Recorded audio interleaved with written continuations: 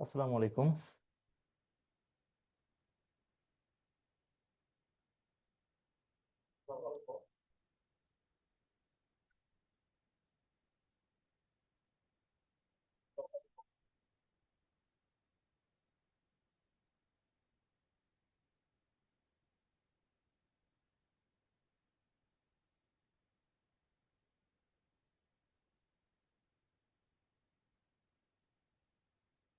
আসসালামু আলাইকুম প্রিয় শিক্ষার্থীরা, আশা করি তোমরা সবাই ভালো আছো।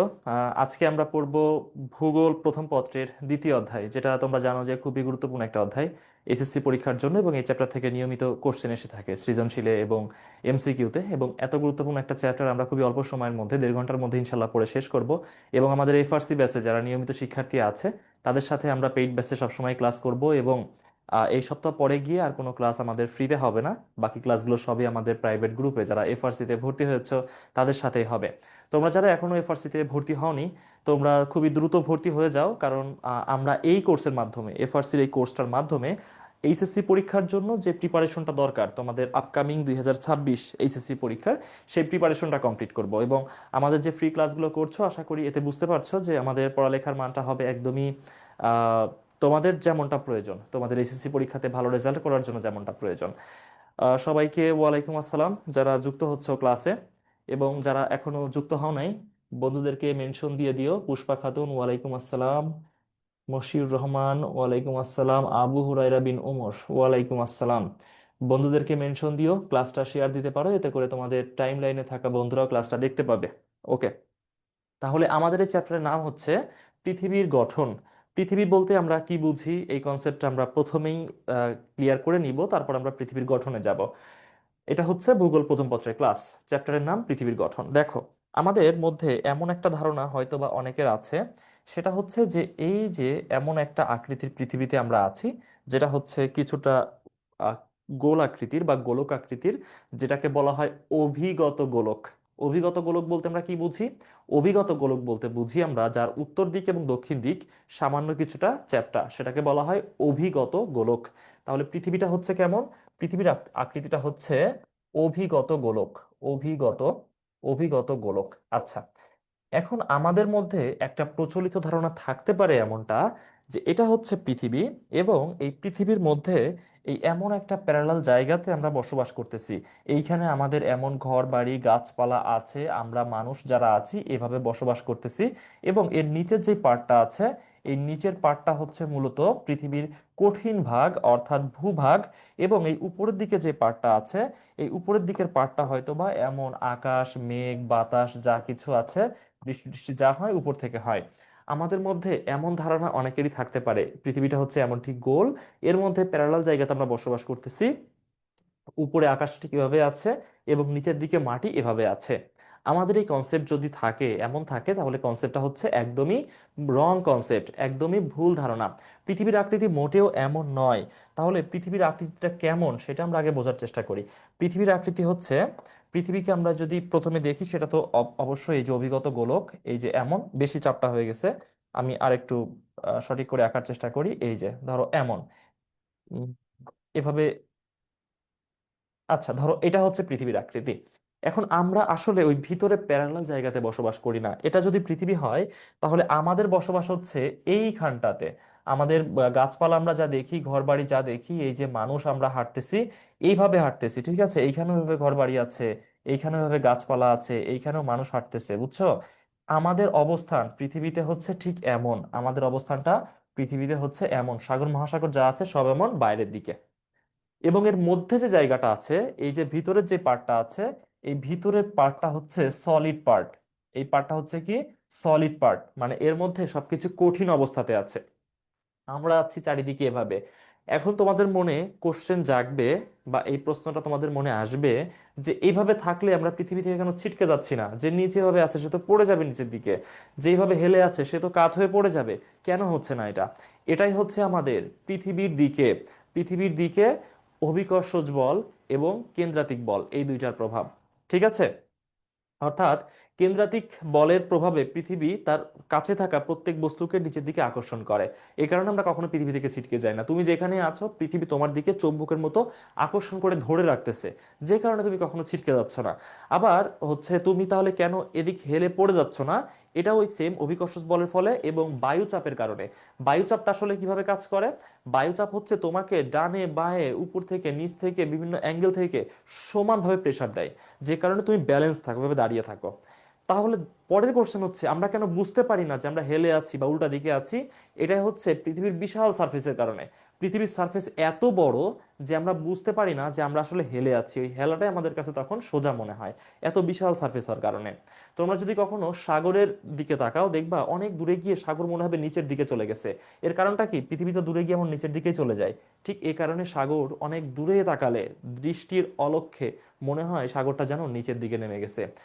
তাহলে আকাশটা কোথায়? আমরা তো ভাবতাম আকাশটা হচ্ছে এই চারিদিকের আবরণ, আসলে আকাশ কোনো আবরণ না। আকাশ হচ্ছে কোনো কঠিন আবরণ না, আকাশ হচ্ছে গ্যাসীয় আবরণ। এই যে বাইরের যা কিছু আছে মহাশূন্য, এই মহাশূন্যই হচ্ছে আকাশ। এই মহাশূন্যর এক একটা গ্যাসীয় লেয়ার হচ্ছে এক একটা আকাশ।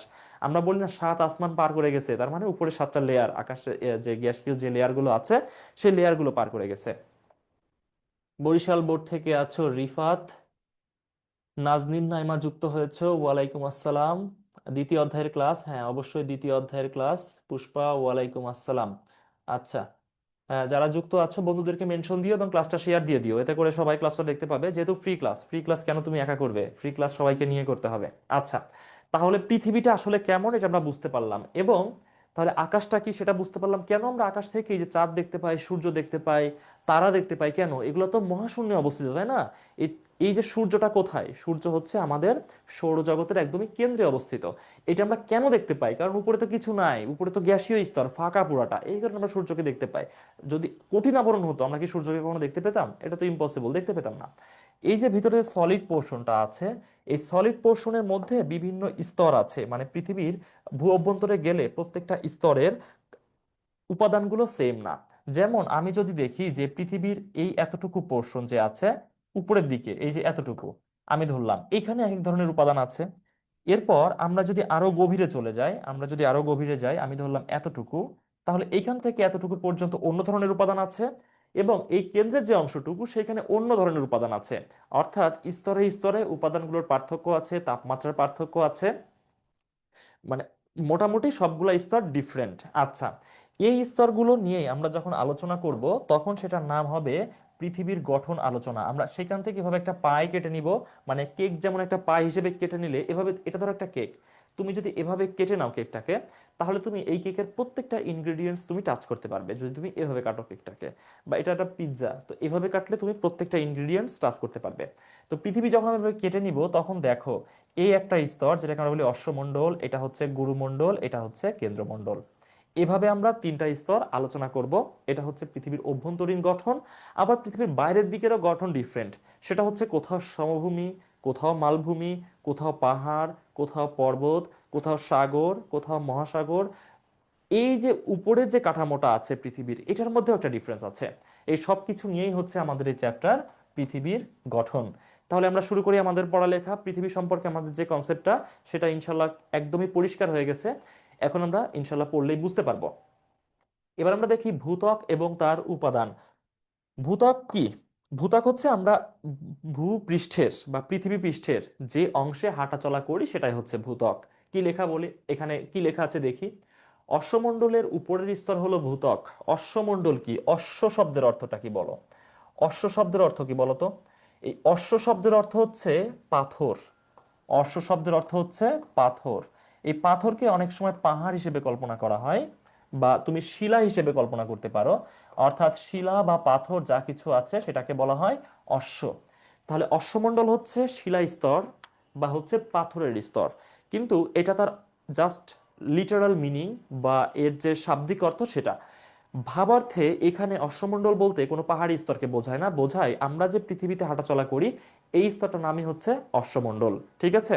আচ্ছা, তাহলে অশ্বমণ্ডলের উপরের স্তর হচ্ছে ভূত্বক। সর্ব উপরের মানে যেটা আমরা টাচ করতে পারি, বা দু এক কোদাল মাটি দিয়ে কাটলে যে স্তরটা আমরা, যে স্তরের মধ্যে আমরা থাকি সেটা হচ্ছে অশ্বমণ্ডল। এর গভীরতা মহাদেশের নিচে সর্বোচ্চ এবং মহাসাগরের নিচে সর্বনিম্ন। এটা তো স্বাভাবিক, কারণ মহাসাগর এমনিতে অনেকটা গভীর হয়ে যায়, যে কারণে ওর নিচে, মহাসাগরের নিচে খুব বেশি আর অশ্বমণ্ডল থাকে না। কিন্তু মহাদেশের যে ভূখণ্ড, মহাদেশীয় ভূখণ্ড তো বেশ উপরের দিকে, যে কারণে সেখানে অশ্বমণ্ডলের গভীরতা অনেকটা বেশি। ভূত্বকের ঘনত্ব 2.2 থেকে 2.9, এটা হচ্ছে অশ্বমণ্ডলের ঘনত্ব।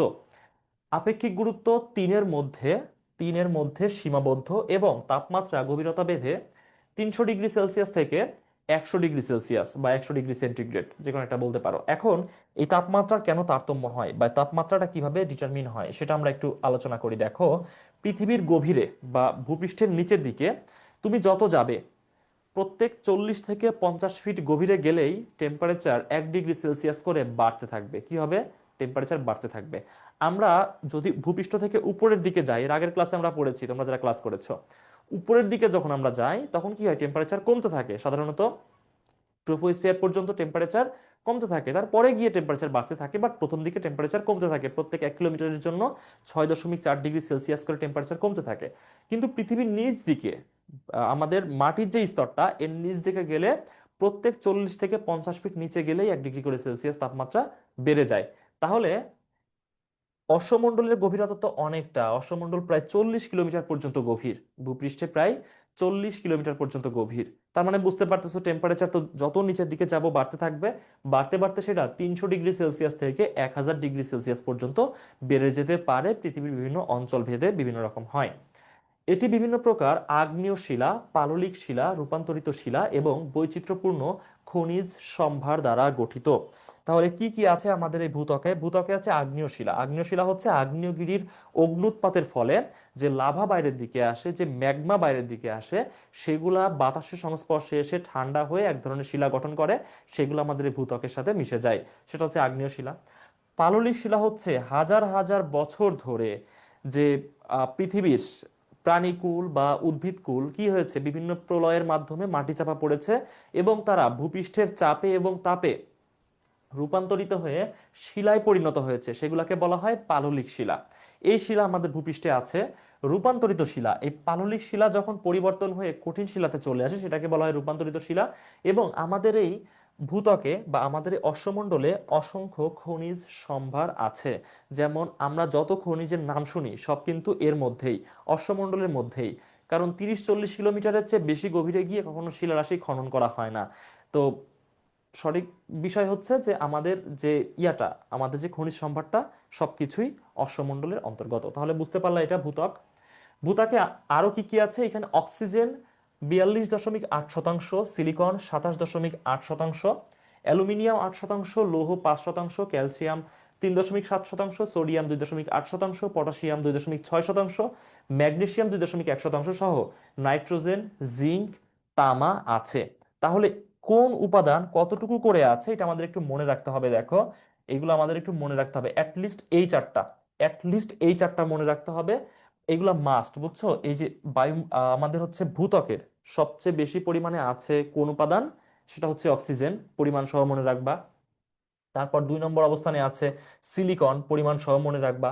তারপর অ্যালুমিনিয়াম 8% পরিমাণ সহ মনে রাখবা, লৌহ 5% পরিমাণ সহ। বাকিগুলো যদি কোনো কারণে পরিমাণ ভুলে যাও, খুব বেশি হয়তো বা সমস্যা হবে না। কেউ যদি মনে রাখতে চাও, এটা তোমার জন্য অবশ্যই ভালো, অবশ্যই বেনিফিট। আর তুমি যদি মনে রাখতে না পারো, তো অ্যাটলিস্ট এই চারটা মনে রাখবা যে ভূত্বক গঠনকারী উপাদানগুলোর মধ্যে এই চারটা অবশ্যই আছে। ঠিক আছে?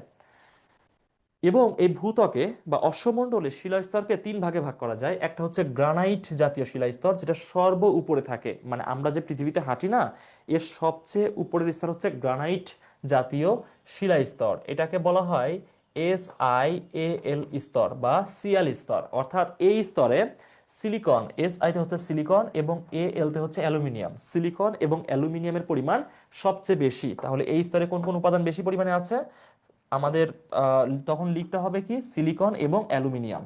সিলিকন সিলিকন এবং অ্যালুমিনিয়াম, এই দুইটা সবচেয়ে বেশি পরিমাণে আছে। সিলিকন এবং অ্যালুমিনিয়াম সবচেয়ে বেশি পরিমাণে আছে। 2 নম্বরে আসে ব্যাসল্ট জাতীয় শিলাস্তর, অর্থাৎ সিয়ালের ঠিক নিচে হচ্ছে ব্যাসল্ট জাতীয় শিলাস্তর। এই ব্যাসল্ট জাতীয় SiMa, সিলিকন এবং ম্যাগনেসিয়াম। SiMa তে বোঝায় সিলিকন এবং ম্যাগনেসিয়াম, যদিও ম্যাগনেসিয়ামের রাসায়নিক সংকেত Mg, কিন্তু এই লেখাটার উচ্চারণের সুবিধার্থে এম এ লেখা হয়, সীমা, যাতে উচ্চারণটা এইভাবে সহজে করা যায় এর জন্য লেখা হয় SIMA। সিলিকন এবং ম্যাগনেসিয়াম এই দুইটা উপাদান সবচেয়ে বেশি পরিমাণে এখানে পাওয়া যায়। তাহলে এটা হচ্ছে কি দ্বারা সিলিকন, সিলিকন এবং ম্যাগনেসিয়াম, সিলিকন এবং ম্যাগনেসিয়াম এই দুইটা উপাদান সবচেয়ে বেশি পরিমাণে এখানে পাওয়া যায়। আচ্ছা, আর তারপর অ্যালভিন জাতীয় অতি ক্ষারকীয় শিলাস্তর, সর্বশেষে ভূত্বকে এই স্তরটা থাকে অ্যালভিন জাতীয় অতি ক্ষারকীয় শিলাস্তর। আচ্ছা, তাহলে তিনটা স্তরে আমাদের যে অশ্বমণ্ডলটা সেটা বিভক্ত। এবার পৃথিবীর অভ্যন্তরীণ গঠনের দিকে আমরা যদি তাকাই তাহলে আমরা মোটা দাগে তিনটা স্তর দেখতে পাই। তিনটা স্তর, প্রথমটা হচ্ছে অশ্বমণ্ডল, যেটা আমরা এতক্ষণ আলোচনা করলাম, তার ঠিক নিচের স্তর হচ্ছে গুরুমণ্ডল এবং সর্বশেষ হচ্ছে কেন্দ্রমণ্ডল। এগুলো আমরা এখন চিত্রের মাধ্যমে দেখার চেষ্টা করব। তিনটা স্তর মনে রাখবা।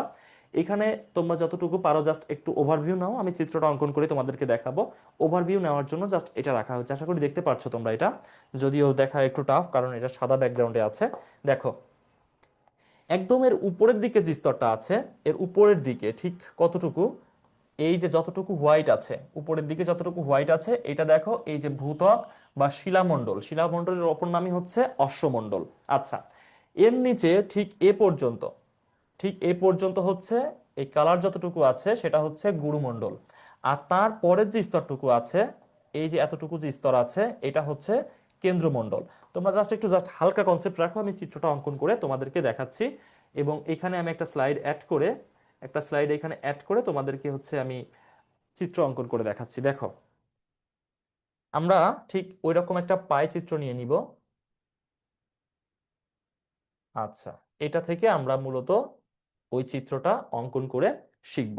যদিও সামান্য এই সাইডটা একটু বেশি বাঁকা হয়ে গেছে, আমি একটু কম বাঁকা করে স্ট্রেট লাইন নেওয়ার চেষ্টা করি। আচ্ছা, ঠিক আছে। তো এবার দেখো, এখানে আমরা অঙ্কন করতে পারবো। এর প্রথম যে ভাগটা, সেই ভাগটা আমি ধরছি এতটুকু। এই ভাগটার নাম হচ্ছে অশ্বমণ্ডল। উপরের এই পার্টটুকুর নাম হচ্ছে কি? উপরের এই পার্টটুকুর নাম হচ্ছে অশ্বমণ্ডল। অশ্বমণ্ডল। আচ্ছা, এই অশ্বমণ্ডল কতটুকু গভীর? অশ্বমণ্ডল হচ্ছে 40 কিলোমিটার পর্যন্ত সর্বোচ্চ গভীর হতে পারে, 40 কিলোমিটার পর্যন্ত গভীর হতে পারে, বেশি না। আচ্ছা, ঠিক আছে। এবার এই অশ্বমণ্ডলের আবার দুইটা পোর্শনে ভাগ করা হয়। এই অশ্বমণ্ডলকে দুইটা পোর্শনে ভাগ করা হয়। উপরের পোর্শনটার নাম কি এবং নিচের পোর্শনটার নাম কি সেটা তোমাদের কিছুক্ষণ আগে বলেছি।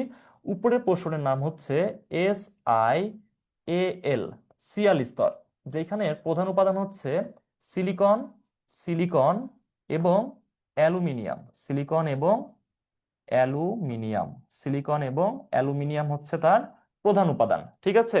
আচ্ছা, এবার নিচের যে স্তরটা আছে সেটার নাম হচ্ছে সীমা স্তর, SIMA, সীমা স্তর, যেখানে মূল উপাদান হচ্ছে সিলিকন, সিলিকন এবং ম্যাগনেসিয়াম, সিলিকন এবং ম্যাগনেসিয়াম। ঠিক আছে। আচ্ছা, এবং এইখানে এসে অশ্বমণ্ডল শেষ হয়ে গেল। এই জায়গাতে এসে কি হলো? অশ্বমণ্ডল শেষ হয়ে গেল। এই যে একটা বিযুক্তি, মানে দুইটার মধ্যে যে একটা ছেদ হচ্ছে, এই ছেদ বিন্দুর নাম হচ্ছে মোহ বিযুক্তি রেখা। এটার নাম হচ্ছে কি? মোহ বিযুক্তি, মোহ বিযুক্তি রেখা, মোহ বিযুক্তি রেখা। বিজ্ঞানী মোহরভিসিক বা ভূতত্ত্ববিদ মোহরভিসিক এটা আবিষ্কার করেন প্রথম এই বিভক্তিটা, যে কারণে তার নামে এটাকে নামকরণ করা হয়েছে মোহ বিযুক্তি রেখা।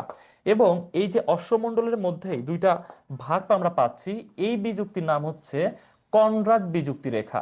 কনরাড, কনরাড বিযুক্তি রেখা। আমি একটু স্পষ্ট করে লিখি, একটু অস্পষ্ট হয়েছে লেখাটা। এটা হচ্ছে কনরাড, কনরাড বিযুক্তি রেখা, বিযুক্তি রেখা। আচ্ছা, কনরাড বিযুক্তি লিখলে তোমরা বুঝতে পারবা। তাহলে অশ্বমণ্ডলের ক্লাসিফিকেশন আমরা বুঝতে পারলাম। এরপর যেটা আসে সেটা হচ্ছে গুরুমণ্ডল। এরপর আসতেছে হচ্ছে গুরুমণ্ডল। গুরুমণ্ডলটা আমি ধরলাম ঠিক এত দূর, এবং এই পর্যন্ত এর গভীরতা হচ্ছে 2885 কিলোমিটার পর্যন্ত। অনেকটা গভীর মাটির নিচে, তাই না? 2885 কিলোমিটার পর্যন্ত এটা গভীর। এবং এর নাম হচ্ছে কি? এর নাম হচ্ছে গুরুমণ্ডল। এটার নাম হচ্ছে গুরুমণ্ডল।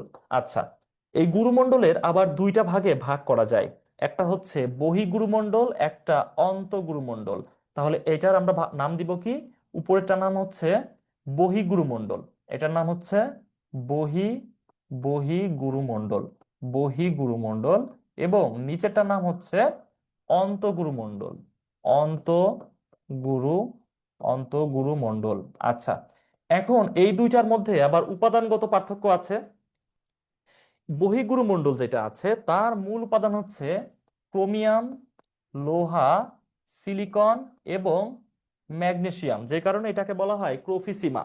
সিআরও এখানে ক্রোমিয়ামকে বোঝানোর জন্য লেখা হচ্ছে, যদিও ক্রোমিয়ামের সংকেত এটা না, বোঝানোর জন্য জাস্ট সিআরও লেখা হচ্ছে।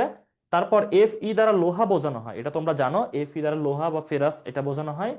এস আইতে সিলিকন, এম এতে হচ্ছে ম্যাগনেসিয়াম। তাহলে প্রোফিসিমা হচ্ছে ক্রোমিয়াম, লোহা, সিলিকন, ম্যাগনেসিয়াম। আর অন্তঃগুরু মণ্ডল যেটা সেটা হচ্ছে নিকেল, লোহা, সিলিকন, ম্যাগনেসিয়াম। তাহলে এটা হচ্ছে অন্তঃগুরু মণ্ডলের উপাদান, এই উপাদানগুলো দ্বারা গঠিত ক্রোমিয়াম, লোহা, সিলিকন, ম্যাগনেসিয়াম, নিকেল, লোহা, সিলিকন, ম্যাগনেসিয়াম। সহজে মনে রাখবা ক্রোফিসিমা, নিফেসিমা, এভাবে তোমরা সহজে মনে রাখতে পারো। আচ্ছা, তাহলে তোমরা বহিঃগুরু মণ্ডল, অন্তঃগুরু মণ্ডল এর যে উপাদানগুলো সেটা আশা করি বুঝতে পারছো। এবার আমরা চলে আসবো আচ্ছা, এইটার বিযুক্তি রেখাটা আমরা দেখব। এই যে এইখানে এসে কেন্দ্রমণ্ডল শুরু হয়েছে নিচ দিকে, এইখানে একটা আমরা বিযুক্তি পাচ্ছি। এটার নাম হচ্ছে গুটেনবার্গ বিযুক্তি রেখা। এটার নাম হচ্ছে কি? গুটেনবার্গ, গুটেনবার্গ বিযুক্তি রেখা, বিযুক্তি রেখা। ভূতত্ত্ববিদ গুটেনবার্গ এটা প্রথম আবিষ্কার করেন, এই কারণে তার নামেই এই নামকরণটা করা হয়েছে গুটেনবার্গ বিযুক্তি রেখা। আচ্ছা, সর্বশেষ যেটা আসে সেটা হচ্ছে কেন্দ্রমণ্ডল। কেন্দ্রমণ্ডলের আবার দুইটা পার্ট, একটা হচ্ছে বহিঃকেন্দ্রমণ্ডল এবং আরেকটা হচ্ছে অন্তর্কেন্দ্রমণ্ডল। একটা হচ্ছে কি? একটা হচ্ছে বহিঃকেন্দ্রমণ্ডল, বহিঃকেন্দ্র, বহিঃকেন্দ্রমণ্ডল।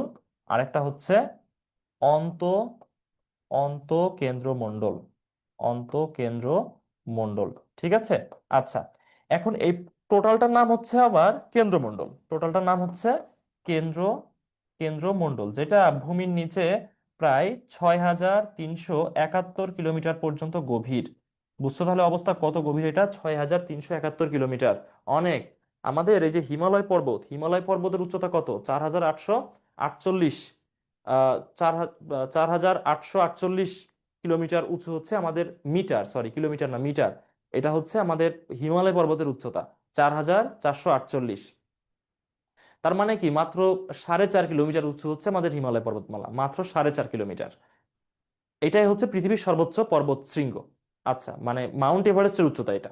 আচ্ছা, কিন্তু মাটির নিচে পৃথিবীর কেন্দ্রে পৌঁছাইতে গেলে তোমাকে যাইতে হবে 6371 কিলোমিটার, তাহলে তুমি পৃথিবীর কেন্দ্রে পৌঁছাইতে পারবা।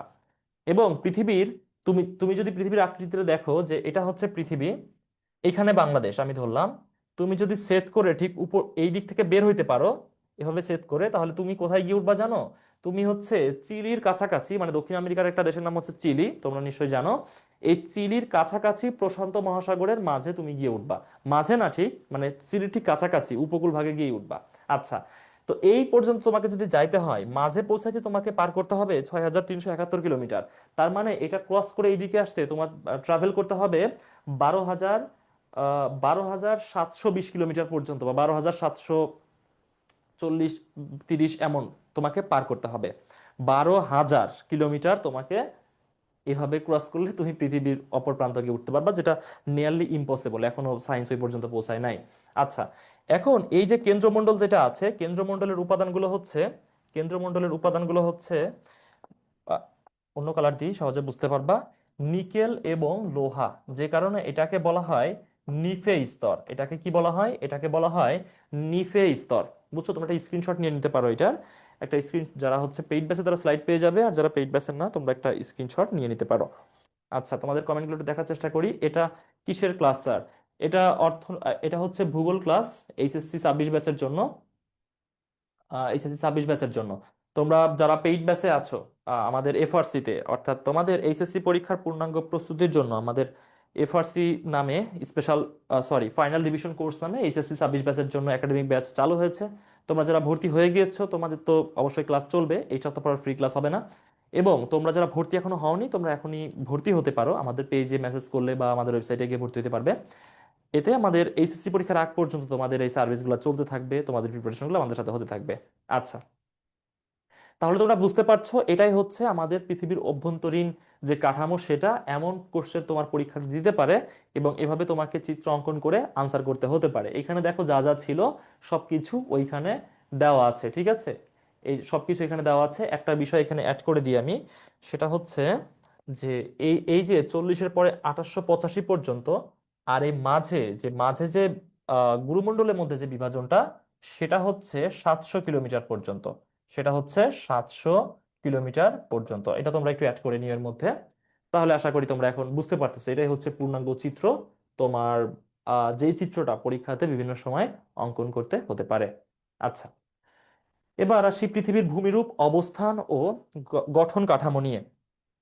দেখো এখানে বলছে পৃথিবীর ভূমিরূপ সর্বত্র সমান নয়। ডেফিনেটলি তোমরা এটা জানো। ভূমিরূপ গঠনে লক্ষ্য করা যায় ভূপৃষ্ঠে হাজার হাজার বর্গ কিলোমিটার বিস্তৃত সমভূমি ছাড়াও বিস্তীর্ণ এলাকা, পাহাড়, পর্বত, মালভূমি রয়েছে। অর্থাৎ পৃথিবীর ভূমিরূপ যদি কল্পনা করা হয় পৃথিবীর জলভাগের সমগ্র পানি শুকিয়ে ফেলে ভূপৃষ্ঠ হতে যত দূরে অবস্থিত কোনো স্থান হতে শুদ্ধ পৃথিবীর দিকে তাকালে ভূপৃষ্ঠের যে প্রাকৃতিক অবয়ব দৃষ্টিগোচরে আসবে তাই পৃথিবীর ভূমিরূপ। অর্থাৎ তুমি যদি পৃথিবীর ভূমিরূপ বুঝতে চাও তাহলে পৃথিবীর সব পানি শুকিয়ে ফেলতে হবে, তারপর একদম দূর থেকে শুদ্ধ পৃথিবী, তার মানে পৃথিবীতে আর কিছু নয়, সব ফাঁকা, শুদ্ধ পৃথিবীর দিকে তাকালে যে ভূমিরূপ তুমি দেখতে পাবে এটাই হচ্ছে পৃথিবীর প্রকৃত ভূমিরূপ। কোথাও উঁচু কোথাও নিচু এমনই দেখবে তুমি, কারণ এই সাগর মহাসাগর সব শুকিয়ে দেখো, এগুলো তো অনেক গভীর। আচ্ছা, ঠিক আছে। পৃথিবীর ভূমির এই বৈচিত্র্যতা ও গঠন প্রকৃতির উপর ভিত্তি করে ভূমিরূপকে 3টি শ্রেণীতে বিভক্ত করা হয়েছে। 3টি শ্রেণীর মধ্যে প্রথম শ্রেণী হচ্ছে বা সবচেয়ে উল্লেখযোগ্য শ্রেণী হচ্ছে পর্বত। এটা হচ্ছে সবচেয়ে উল্লেখযোগ্য শ্রেণী, পর্বত, যেটা সবচেয়ে উঁচু। তারপর আসে মালভূমি, যেটা সেকেন্ড স্টেজে আছে, পর্বতের চেয়ে এটা অবশ্যই নিচু। এবং সর্বশেষ স্তরে আছে সমভূমি, যেটা আমাদের মোটামুটি সমুদ্র যে ইয়াটা আছে, সমুদ্র পৃষ্ঠ আছে, সেখান থেকে খুব বেশি উঁচু নয়, খুবই সামান্য পরিমাণে উঁচু। এই 3টা স্তর নিয়ে আমরা আলোচনা করব। একটা হচ্ছে পর্বত, একটা মালভূমি, একটা সমভূমি। পর্বত পাহাড় কাছাকাছি কনসেপ্ট, কিন্তু পর্বতের উচ্চতা হয় একটু বেশি, 1000 মিটারের বেশি উচ্চতা হয়। আচ্ছা, এখন আমরা এখানে একটু বলে দিই যে পর্বত কোনটা, পাহাড় কোনটা, সমভূমি কোনটা, মালভূমি কোনটা। যদি কোনো ভূমিরূপের উচ্চতা হয় 1000 মিটারের বেশি, 1000+ মিটার যদি উচ্চতা এমন হয়, সেটা হচ্ছে পর্বত। সেটাকে আমরা কি বলবো? সেটাকে বলবো হচ্ছে পর্বত। যদি কোনো ভূমিরূপের উচ্চতা এমন হয় যেটা 600 মিটারের বেশি, আমি ধরলাম 601 মিটার, কিন্তু 1000 মিটারের আবার কম, তাহলে 999, এতটুকু মিটার যদি উচ্চতা হয় তাহলে সেটা হচ্ছে পাহাড়। সেটাকে আমরা কি বলবো? সেটা হচ্ছে পাহাড়। এবার আমাদের অপর ভূমিরূপ মালভূমি, সেটা হচ্ছে যদি উচ্চতা 200 মিটারের বেশি হয়, 201 মিটার থেকে, বা 600 মিটারের যদি কম হয়, আমি ধরলাম 600 পর্যন্তই।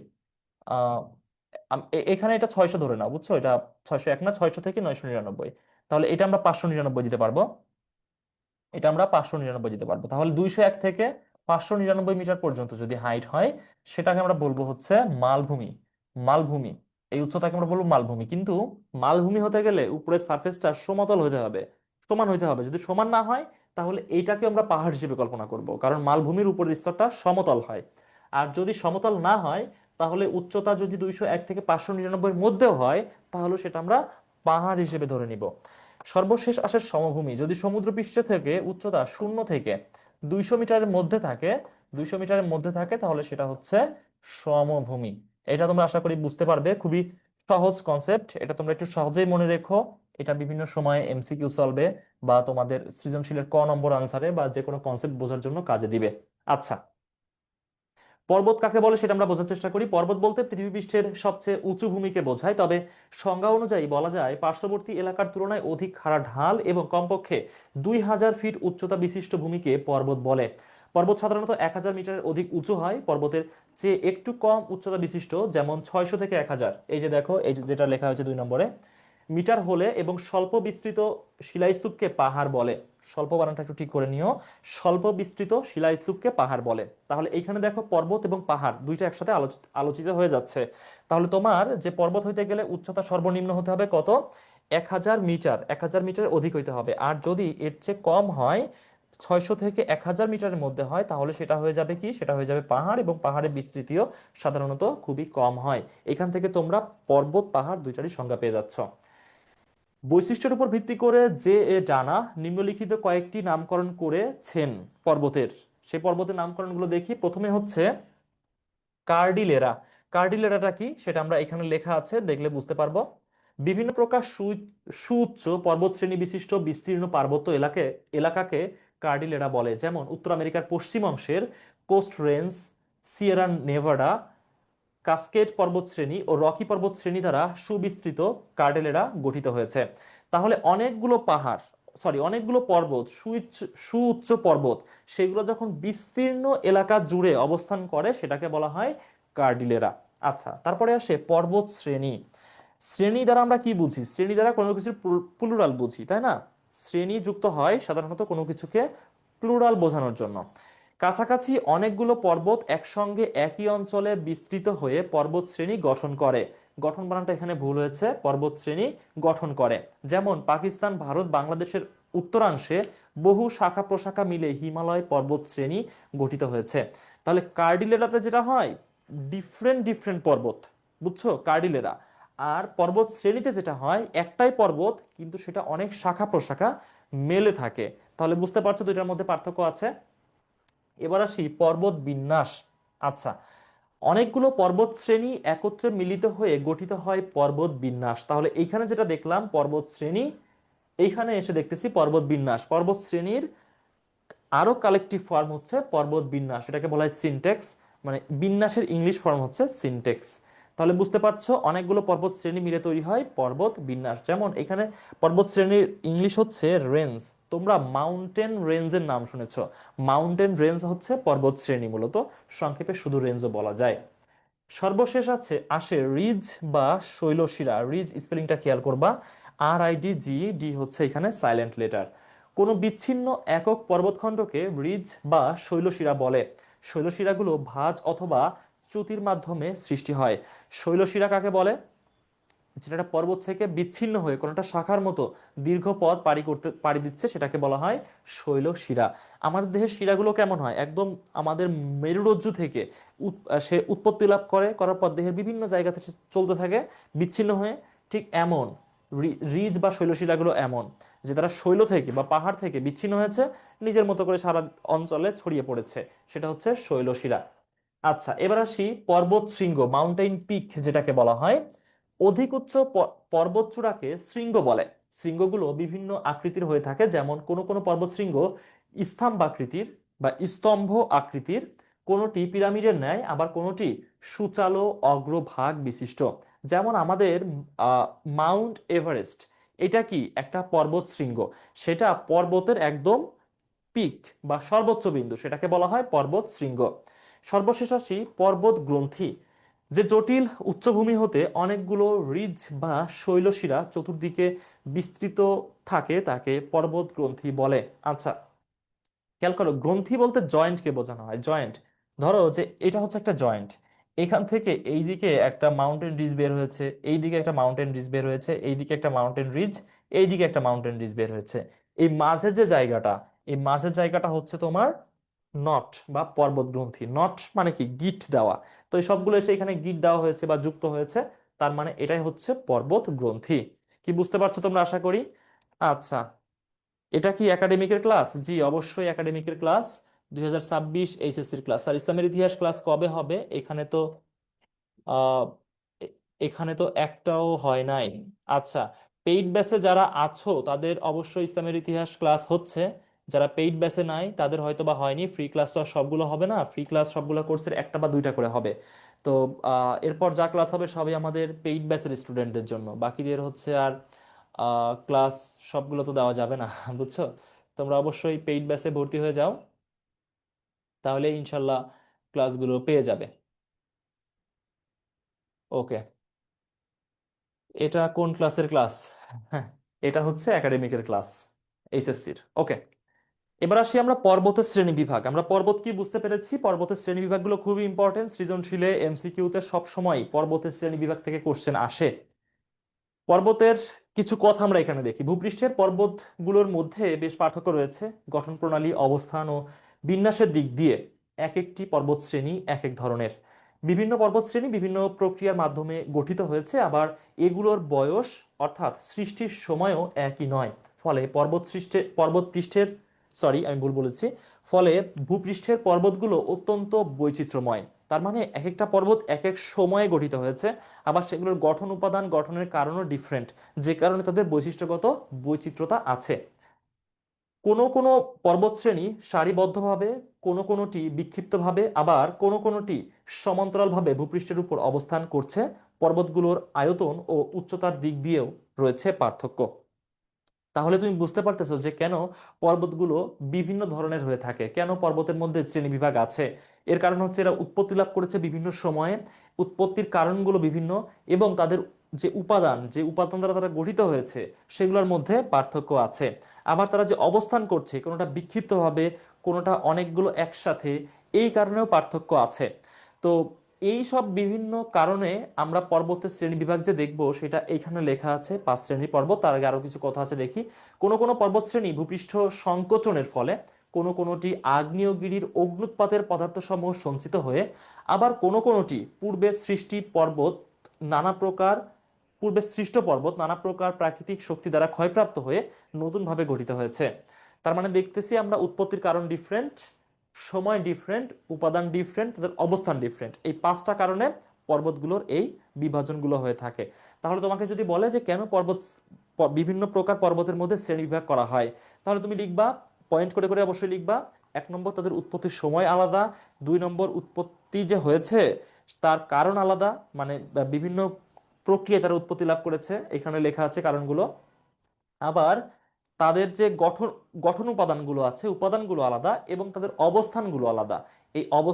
এইগুলা ব্যাখ্যা করতে পারলে তোমার এখানে মার্কস দিয়ে দিবে। তাহলে দেখো যে এইখানে আহ, আমি মার্ক করে দিই, এই যে গঠন প্রণালী, অবস্থান, বিন্যাস, এখানে 3টার কথা বলা আছে, এবং এইখানে উপাদানগুলোর কথা বলা আছে। এই যে হচ্ছে আহ কোনো কোনোটি ভূপৃষ্ঠ সংকোচনের ফলে, কোনোটি অগ্নুৎপাতের যে সঞ্চিত পদার্থ সেগুলোর ফলে, কোনো কোনোটি ক্ষয়প্রাপ্ত হয়ে, এভাবে বিভিন্নভাবে পার্থক্য হয়েছে।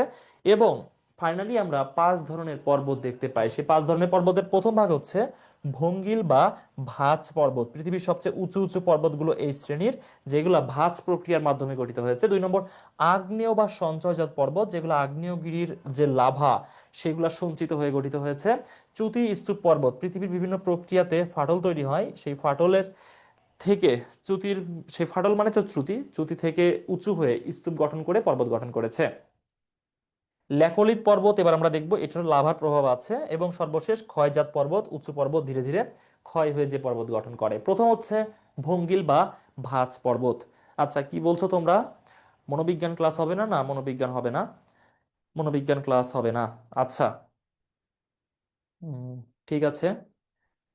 ভঙ্গিল বা ভাঁজ পর্বত বিষয়টা কেমন দেখো, যে পৃথিবীতে এক সময় অনেক গভীর মহাসাগর ছিল, এখনো আছে। তো এই মহাসাগরের নিচে যেটা হতো, যে অনেক বড় বড় যে প্রাণী যারা মহাসাগরে থাকে, এদের মৃতদেহ বা অন্যান্য যে উদ্ভিদকুল, মানে সাগরের নিচেও কিন্তু উদ্ভিদ স্তর আছে, এগুলা ধীরে ধীরে জমা হতে থাকে সমুদ্রের নিচে। এবং এরা হাজার হাজার বছর ধরে বিভিন্ন পরিবর্তনের মাধ্যমে পাললিক শিলা, পরবর্তীতে রূপান্তরিত শিলা, এবং এক পর্যায়ে কঠিন শিলায় পরিণত হয়। পৃথিবীতে বিভিন্ন সময় ভূমিকম্প হয় বা পৃথিবীর পার্শ্বীয় চাপের ফলে এই শিলাগুলো উপরের দিকে উঠতে থাকে, যেহেতু প্রচুর শিলা নিচের দিকে জমা হচ্ছে। এবং উঁচু হতে হতে এটা এক সময়, এটা ছিল তো সমুদ্রের একদমই নিচের স্তর, মহাসাগরের নিচের স্তর, সেটা অনেক উঁচু পর্বতের সমান হয়ে যায়। এটাই হচ্ছে মূলত ভঙ্গিল বা ভাঁজ পর্বত। তো যেহেতু এটা ধাপে ধাপে বিভিন্ন শিলা স্তরে সাজানো থাকে, যেহেতু শিলাগুলো জমা হয়েছে, সে কারণে এর অপর নাম হচ্ছে ভাঁজ, মানে ভাঁজে ভাঁজে শিলা স্তরগুলো সাজানো। ভঙ্গিল শব্দের অর্থ হচ্ছে এই যে ভাঁজে ভাঁজে ভাগ করা, সেটা। তো আমরা যদি চিত্রে, এখানে একটা দেওয়া আছে দেখি, দেখো এখানে যে এই পর্যন্ত, দেখো এভাবে এভাবে একটা ভাঁজ আমরা দেখতে পাচ্ছি। এই যে এইখানে, যদিও এটা তোমরা এক্স্যাক্টলি বুঝতে পারছো কিনা আমি জানি না, বাট আশা করছি তোমরা বুঝতে পারতেছো। হ্যাঁ, আমি একটু আরো বেশি করে দাগ দিয়ে দিই। এই যে দেখো এইখানে একটা এভাবে ভাঁজ আছে। আবার এর নিচে আসলে এইখানে একটা ভাঁজ তোমরা পেয়ে যাবে, এইখানে একটা ভাঁজ তোমরা পেয়ে যাবে। এই যে এইখানে একটা ভাঁজ আছে, আবার এইখানে গিয়ে আর একটা ভাঁজ আছে, ঠিক আছে। আবার এইখানে গিয়ে আর একটা ভাঁজ আছে। তোমাদের বইতেও দেখবা এই ধরনের চিত্র দেওয়া আছে। এই যে ভাঁজে ভাঁজে শিলাস্তরগুলো সাজানো, যে কারণে এটাকে বলা হয় ভাঁজ পর্বত। এবং পৃথিবীর অধিকাংশ উঁচু উঁচু পর্বতগুলো এই শ্রেণীর হয়। যেই ভাঁজটা নিচের দিকে নেমে গেছে সেটাকে বলা হয় অধোভাঁজ, এবং যেটা উপরের দিকে উঠেছে সেটাকে বলা হয় ঊর্ধ্বভাঁজ। এবং এই যে এইখানেও দেখো সর্বশেষ যেটা, সেইখানেও একটা এমন ভাঁজ আছে। তাহলে বুঝতে পারছো তোমরা বৈশিষ্ট্যগুলো কি কি। ভঙ্গিল পর্বতের অন্যতম বৈশিষ্ট্য হলো ভাঁজ, ভাঁজে ভাঁজে শিলাস্তর থাকে। ভঙ্গিল পর্বতে অনেক শৃঙ্গ থাকে। এই যে যে উঁচুগুলো হচ্ছে এইগুলো একটা হচ্ছে পর্বত শৃঙ্গ। ভঙ্গিল পর্বতের শিলাসমূহ স্তরে স্তরে সজ্জিত। এই পর্বতের মধ্যে স্থানে স্থানে সামুদ্রিক উদ্ভিদ ও জীবজন্তু জীবাশ্ম পাওয়া যায়, কারণ এগুলো সমুদ্র থেকে উঠে এসেছে। ওই প্রাণীগুলো উদ্ভিদগুলোর মরাদেহ ধীরে ধীরে পচন প্রক্রিয়ার মাধ্যমে, পচন না রূপান্তর প্রক্রিয়ার মাধ্যমে শিলাস্তর হয়েছে, যে কারণে এই পর্বতের মাঝে মাঝেই এদের জীবাশ্ম দেখা যায়। স্তরযুক্ত নরম পাললিক শিলায় গঠিত। পাললিক শিলা কি বলেছি এবং কেন পাললিক শিলা দ্বারা গঠিত সেটা বুঝতে পারছো। এই পর্বতের দীর্ঘ চ্যুতিরেখা দেখা যায়। দীর্ঘ চ্যুতিরেখা মানে ফাটল রেখা, এই যে এইগুলো হচ্ছে চ্যুতিরেখা, মানে ভাঁজগুলোর মধ্যে যে ডিফারেন্স সেটা হচ্ছে চ্যুতিরেখা। পৃথিবীর উঁচু উঁচু যে পর্বতগুলো আছে, আমরা যদি এখানে তোমাদেরকে একটু লিখে দেখাই, সেটা হচ্ছে এশিয়ার হিমালয়। হিমালয় কি পৃথিবীর সবচেয়ে বৃহত্তম বৃহত্তম পর্বতমালা হচ্ছে হিমালয়, তো এটা এশিয়ার বৃহত্তম। তো এটা হচ্ছে হিমালয় পর্বত, যেটা ভঙ্গিল বা ভাঁজ পর্বতের। আচ্ছা, তারপর আমরা যদি দেখি যে উত্তর আমেরিকার রকি পর্বতমালা, এটা হচ্ছে ভঙ্গিল বা ভাঁজ পর্বতের। তারপর ইউরোপের আল্পস পর্বতমালা, এটা ইউরোপের সবচেয়ে বড় পর্বতমালা, এটা হচ্ছে ভঙ্গিল পর্বত। দক্ষিণ আমেরিকার আন্দিজ পর্বতমালা, এটা হচ্ছে ভঙ্গিল বা ভাঁজ পর্বত। তাহলে হিমালয়, রকি, আল্পস, আন্দিজ, পৃথিবীর যত উঁচু উঁচু পর্বত আছে সবকিছুই হচ্ছে ভঙ্গিল বা ভাঁজ পর্বতের অন্তর্গত। এখানে একটা ছবি দেওয়া আছে, এটা হিমালয় পর্বতমালারই একটা ছবি, যেটা দেখো এই যে ভাঁজে ভাঁজে শিলারাশিগুলো সাজানো আছে। এটা মূলত ভঙ্গিল পর্বতের বৈশিষ্ট্য, খুবই সুন্দর দেখতে, তাই না? অনেক উঁচু যেহেতু, যে কারণে সেখানে বরফ জমে আছে, বরফের স্তর আছে। 2 নম্বরে আসে আগ্নেয় বা সঞ্চয়জাত পর্বত। আগ্নেয়গিরির অগ্নুৎপাত ঘটতেছে, এখানে খেয়াল করলে তোমরা দেখতে পাবে। এই যে দেখো, এগুলো হচ্ছে সবই লাভা। একটু কালো কালার ব্যবহার করি এখানে, তাহলে তোমরা বুঝতে পারবা এগুলো হচ্ছে সবই লাভা, ঠিক আছে? এই লাভাগুলো কি হচ্ছে, এইভাবে বের হয়ে আসছে বিভিন্ন চাপের কারণে। লাভাগুলো যখন বের হচ্ছে তখন এই যে সে দুই দিকে নেমে যাচ্ছে, এবং নেমে এই দিকে গিয়ে সে শক্ত হয়ে জমা হচ্ছে। এই যে শক্ত হয়ে জমা হচ্ছে, এর ফলে সেই জায়গাটা ধীরে ধীরে পাহাড়ের মতো, পর্বতের মতো আকৃতি ধারণ করছে, এবং এক সময় সেটা পর্বত হয়ে যাচ্ছে, মূলত লাভা দ্বারাই সেটা গঠিত। এগুলোকে বলা হয় কি, আগ্নেয় বা সঞ্চয়জাত পর্বত। দেখো কি বলছে, এ জাতীয় পর্বত সাধারণত মোচা আকৃতির হয়। মোচা বুঝো?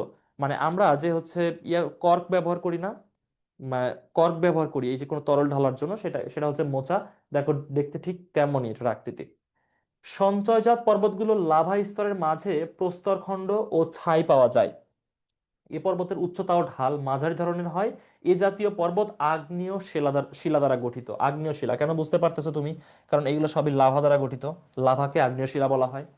কখনো কখনো এ জাতীয় পর্বত অল্প স্থান জুড়ে খাড়া ঢাল বিশিষ্ট হতে পারে। তো আগ্নেয় সঞ্চয়জাত পর্বতের উদাহরণ হচ্ছে জাপানের ফুজিয়ামা পর্বতমালা। জাপানের ফুজিয়ামা, ফুজিয়ামা এটা হচ্ছে জাপানের। তোমরা যখন পরীক্ষাতে লিখবে শুধু ফুজিয়ামা লিখবা না, তোমরা লিখবা জাপানের ফুজিয়ামা, এভাবে লিখবা, মার্কস বেশি পাবা। আচ্ছা, জাপানের ফুজিয়ামা। তারপর ইতালির ভিসুভিয়াস, ইতালির ভিসুভিয়াস, এভাবে দেশের নাম সহ তোমরা লিখবা। লিখবা এই উদাহরণগুলো শেষে তো আমরা, এই সরি ব্যাখ্যাগুলো শেষে তো আমরা উদাহরণ দিই, তাই না? তখন তোমরা লিখবা হচ্ছে জাপানের ফুজিয়ামা, ইতালির ভিসুভিয়াস হচ্ছে আগ্নেয় বা সঞ্চয়জাত পর্বতের উদাহরণ। এইখানে দেখো একটা আগ্নেয় বা সঞ্চয়জাত পর্বতের উদাহরণ দেওয়া আছে, এটা জাপানের ফুজিয়ামা, বিখ্যাত জাপানের ফুজিয়ামা পর্বত। দেখো খুবই সুন্দর দেখতে, এটা সারা বিশ্বের অন্যতম সুন্দরতম পর্বতমালার মধ্যে একটা। খুবই সুন্দর দেখতে, দেখে মনে হচ্ছে যে এখানে গিয়ে হেঁটে আসি, এত সুন্দর দেখতে। এটা হচ্ছে আগ্নেয় বা সঞ্চয়জাত পর্বত। এই যে এইখানে হচ্ছে জ্বালামুখটা ছিল, এখান থেকে এক সময় লাভা বের হতো। এই লাভাগুলো এভাবে বের হয়েছে হাজার হাজার বছর ধরে, তারপর এই পর্বত গঠিত হয়েছে। এবার আসে চ্যুতি স্তূপ পর্বত। দেখো চ্যুতি স্তূপ পর্বতটা কেমন, ধরো পৃথিবীর কোথাও পার্শ্বচাপের ফলে ফাটল দেখা দিল, এই যে এই বরাবর ফাটল দেখা দিয়েছে।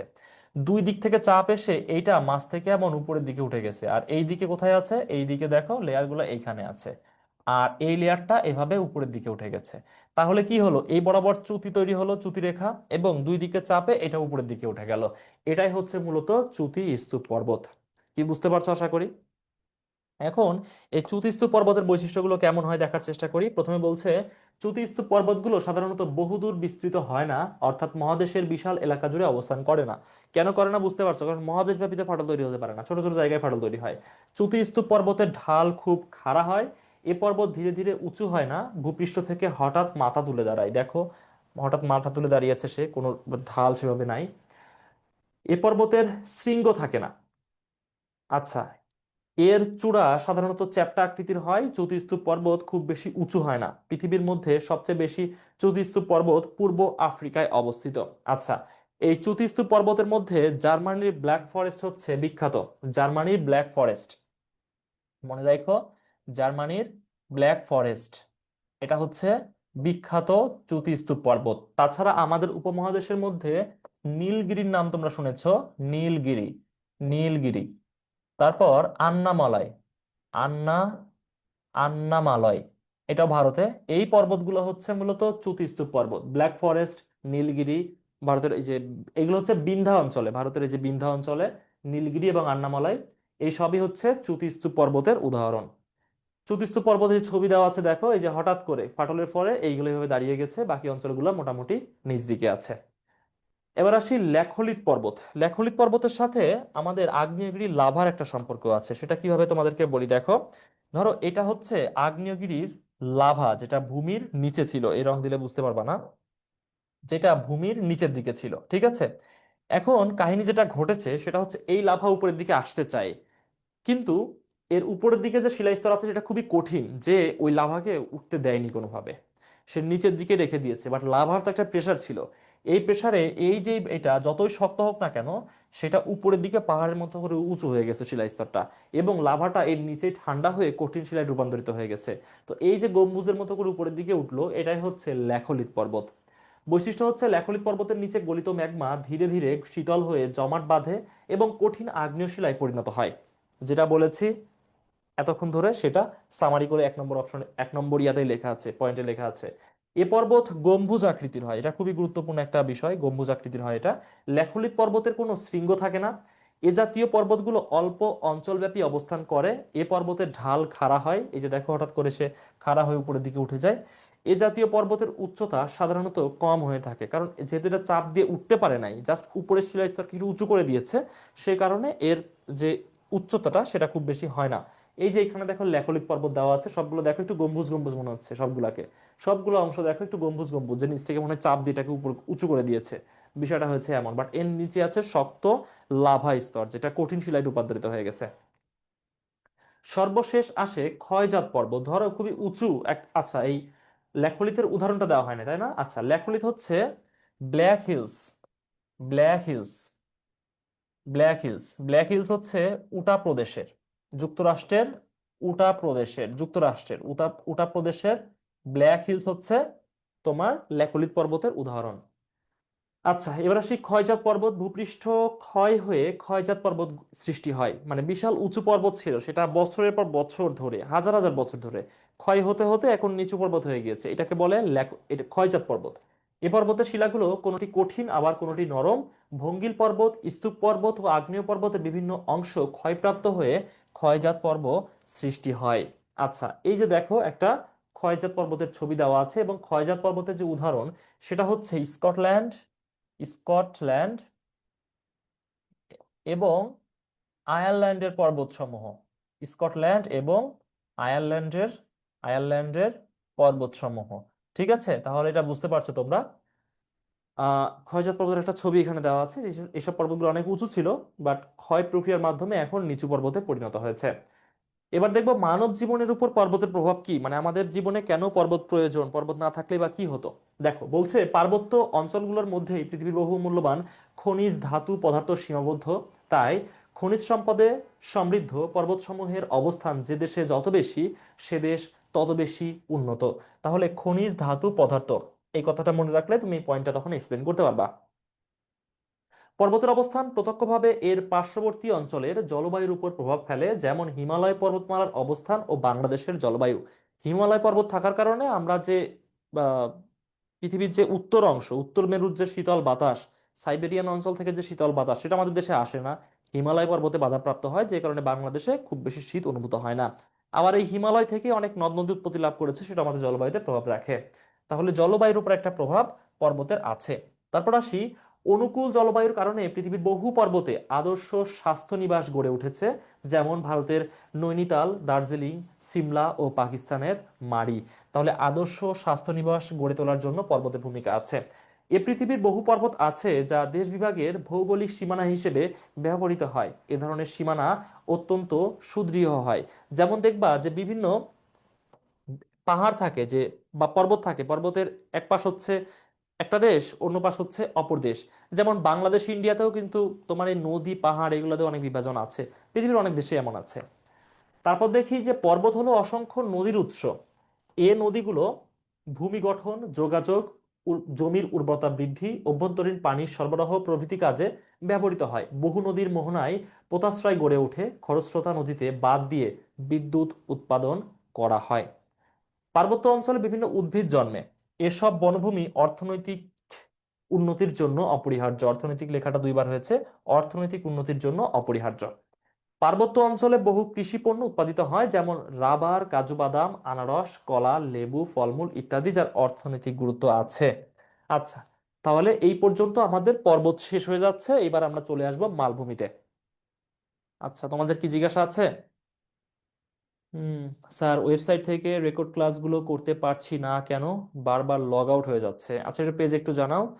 মাহফুজুর রহমান বলছো ক্লাস 5-এর ক্লাস। হ্যাঁ, ঠিক আছে, ক্লাস 5-এর ক্লাসই করো। ক্লাস 5-এর ক্লাস করতে পারে না অধিকাংশ বাংলাদেশের স্টুডেন্ট, এর জন্য করছে। তুমি যদি মনে করো যে তুমি বিশ্বমানের পণ্ডিত, তাহলে ভাই তোমার করার দরকার নাই। আর তুমি যদি মনে করো যে না, ঠিক আছে, আমি মোটামুটি সবার মতোই, তাহলে ঠিক আছে, তুমি ভাই ক্লাস করো। আচ্ছা, এবার আসি মালভূমি। দেখো, এখানে বলছে যে পর্বতের পরেই ভূপৃষ্ঠের অন্যতম উল্লেখযোগ্য ভূমিরূপ হলো মালভূমি। তার মানে ওই যে বললাম, পর্বত হচ্ছে 1000 মিটারের উপরে, আর মালভূমি হচ্ছে 600 থেকে 1000 মিটারের মধ্যে। সমভূমি হতে অনেকখানি উঁচু অথচ প্রশস্ত উপরিভাগ বিশিষ্ট। তাহলে সমভূমি থেকে অবশ্যই উঁচু, কিন্তু এর যে উপরিভাগ সেটা হবে প্রশস্ত। মানে খাস বিশিষ্ট বা শৃঙ্গ বিশিষ্ট হবে না, সমতল হবে।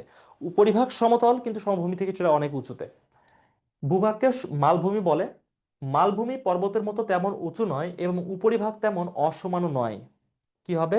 অসমান হবে না উপরিভাগ। কোনো কোনো মালভূমি পার্শ্ববর্তী এলাকা হতে খাড়া ঢালের সৃষ্টি করে হঠাৎ উঁচু হয়ে ওঠে।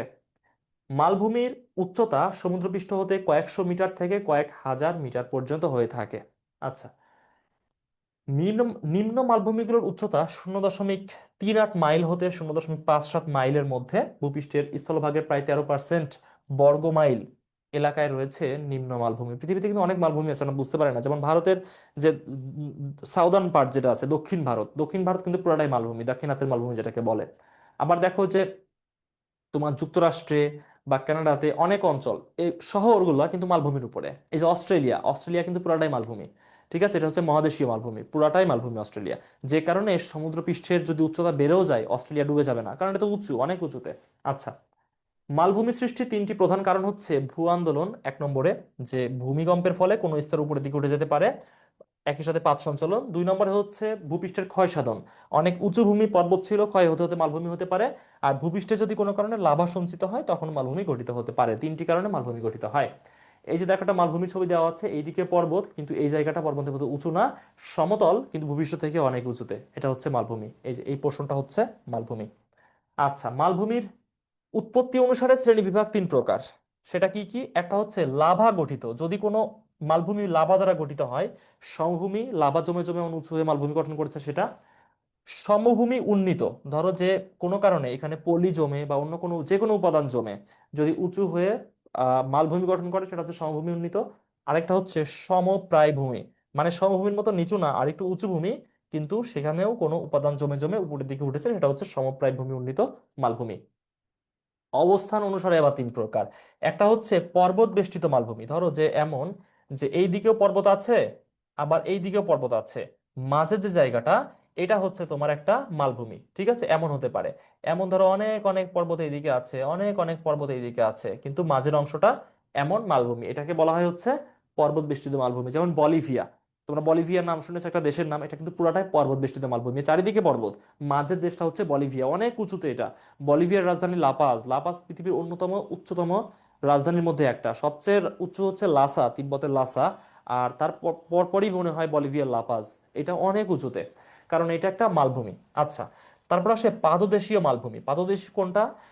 নদী যখন সমুদ্রে গিয়ে মিশে, সরি আমি ভুল বললাম, যখন নদী পর্বত থেকে নিচের দিকে নামে, ধরো এটা হচ্ছে বিশাল উঁচু একটা পর্বত, এটা বেয়ে বেয়ে কোন একটা নদী এখান থেকে নামতেছে, মানে পার্বত্য নদী, এটা যখন নিচে পড়লো এই পর্বত থেকে, সে অনেক শিলা পাথর নুড়ি নিচে নিয়ে নামতেছে না, এবং এইখানে জমে জমে জমে জমে এই জায়গাটা এমন উঁচু হয়ে যায়, এবং সেটা এমন উঁচু হইতে হইতে বিশাল মালভূমি গঠন করে ফেলে।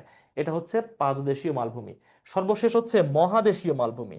বিশাল মহাদেশ জুড়েই যখন মালভূমি হয় সেটা হচ্ছে মহাদেশীয় মালভূমি। যেমন অস্ট্রেলিয়া পুরাটাই হচ্ছে একটা মালভূমি, এটা মহাদেশীয় মালভূমি। আবার ভারতের দাক্ষিণাত্যের যে মালভূমিটা, এটাও বিশাল অঞ্চল জুড়ে অবস্থিত, যার চারদিকে কোনো পাহাড় নাই, নদী নাই, কিছুই নাই। এগুলো হচ্ছে মহাদেশীয় মালভূমি।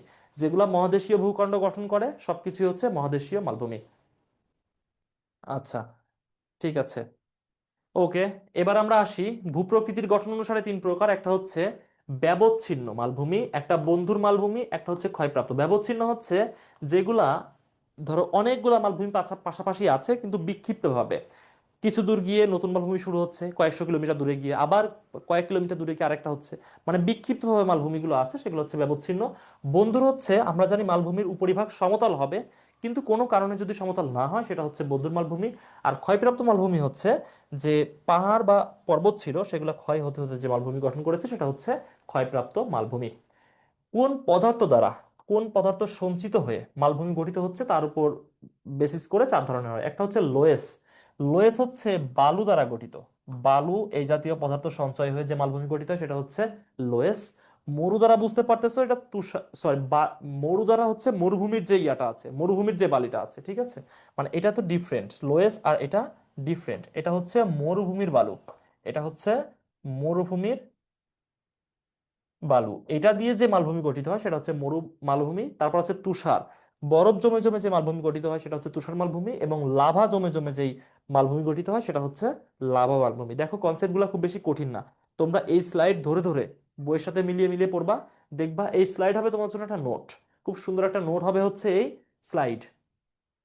আর বই হবে তোমার একদম কম্প্রিহেন্সিভ লেখাপড়া। তোমরা যদি পারো, সময় যেহেতু আছে এইচএসসি পরীক্ষার, এই স্লাইডের লেখাগুলো ধীরে ধীরে তোমরা হচ্ছে একটা নোট তৈরি করতে পারো, বুঝছো, অল্প অল্প করে প্রতিদিন লিখলা, নিজের একটা নোট দাঁড়িয়ে গেল, ঠিক আছে, তার বইয়ের সাথে মিলিয়ে মিলিয়ে পড়লা। বা কেউ যদি মনে করে তো লিখতে পারবো না, তাহলে এই লেখাগুলোই বইয়ের সাথে মিলিয়ে মিলিয়ে দাঁড়িয়ে রাখলা, যে তথ্যগুলো বইয়ে নাই এখান থেকে লিখে রাখলা। এভাবে এভাবে তোমরা একটা নোট দাঁড় করাইতে পারো। আচ্ছা, প্রকৃতিগত কারণে মালভূমি হতে পারে হেলানো বা হেলানো মালভূমি। দুইবার লেখা হয়ে গেছে এটা। হেলানো মালভূমি হচ্ছে সমভূমি ছিল, সেটা নতুন করে মালভূমি গঠিত হয়েছে কিন্তু সেটা একদিকে হেলে আছে, এটা হচ্ছে হেলানো মালভূমি। গ্রস্ত মালভূমি। আচ্ছা, গ্রস্ত শব্দের অর্থ ফাটল, বুঝছো? গ্রস্ত শব্দের অর্থ কি? গ্রস্ত শব্দের অর্থ হচ্ছে ফাটল। হ্যাঁ, গ্রস্ত শব্দের অর্থ হচ্ছে ফাটল। ধরো ভূমিতে কোথাও ফাটল তৈরি হয়েছে, ওই যে আমরা বললাম চুতিস্তূপ পর্বত যেভাবে গঠিত হয় সেভাবে যদি মালভূমি গঠিত হয়, পর্বত না গঠিত হয়ে, সেটা হচ্ছে গ্রস্ত মালভূমি। চ্যুতি বিশিষ্ট মালভূমি এবং গ্রস্ত একদমই সেম, দুটার মধ্যে খুব বেশি একটা পার্থক্য নাই। আচ্ছা, এবার আসে ফিজেল্ড মালভূমি। ফিজেল মালভূমিটা আসলে কি দেখো, ফিজেল্ট হচ্ছে এই যে আমরা এরপরে গিয়ে সর্বভূমিতে আমরা দেখব যে চুনাপাথর বা এই জাতীয় যে উপাদানগুলো আছে সেগুলো দ্বারা গঠিত হলে ফিজেল। এবং মেসা ও বুটি হচ্ছে ওই যে বিচ্ছিন্ন মালভূমি আমরা দেখেছি না, এই যে বিভিন্ন জায়গায় বিক্ষিপ্ত হয়ে যে মালভূমিগুলো গঠিত হয় সেটা হচ্ছে মেসা ও বুটি। সাধারণত যুক্তরাষ্ট্রে এই ধরনের মালভূমি দেখা যায়। আচ্ছা, মানব জীবনে মালভূমির কি কি প্রভাব আছে সেগুলো আমরা একটু দেখার চেষ্টা করি। দেখো বলছে, উচ্চতা বৃদ্ধির সাথে সাথে তাপমাত্রা কমে আসে বিধায় মালভূমি অঞ্চলের জলবায়ু সমভূমির জলবায়ু অপেক্ষা অধিক শীতল হয়। আর অধিক শীতল জলবায়ুতে কৃষিকাজ সম্ভব হয় না, তবে কিছু কিছু মালভূমিতে অতি কষ্টে কৃষিকাজ করা হয়। পার্বত্য অঞ্চলে অনুবাত অংশ বুঝো, ধরো এটা হচ্ছে পাহাড়, এটা হচ্ছে বিশাল পাহাড়, এটা এভাবে আছে, এটা হচ্ছে মানে এই দিক থেকে বায়ু প্রবাহিত হচ্ছে, যেই দিকে বায়ুটা প্রবাহিত হয় সেটাকে বলা হয় প্রতিবাত অঞ্চল। এটাকে বলা হয় কি? প্রতিবাত অঞ্চল। প্রতিবাত অঞ্চল। আর এর যে অপোজিট পার্ট সেটাকে বলে অনুবাত অঞ্চল। অনুবাত অঞ্চল, এই পাশটা প্রতিবাত, এই পাশটা অনুবাত। আচ্ছা, পার্বত্য অঞ্চলের অনুবাত অংশের মালভূমি সাধারণত শুষ্ক থাকে। কারণ কেন শুষ্ক থাকে? এইদিকে বৃষ্টিপাত হয় না, বায়ু এখানে আসে, এখানে মেঘ জমায়, এখানে বৃষ্টিপাত হয়, আর এই পাটটা শুষ্ক থাকে। আচ্ছা, শুষ্ক থাকে বিধায় জলীয় বাষ্পপূর্ণ বায়ু অথবা বৃষ্টিপাতের প্রভাব পরিলক্ষিত হয় না। এ ধরনের মালভূমি মরুভূমিতে পরিণত হয়।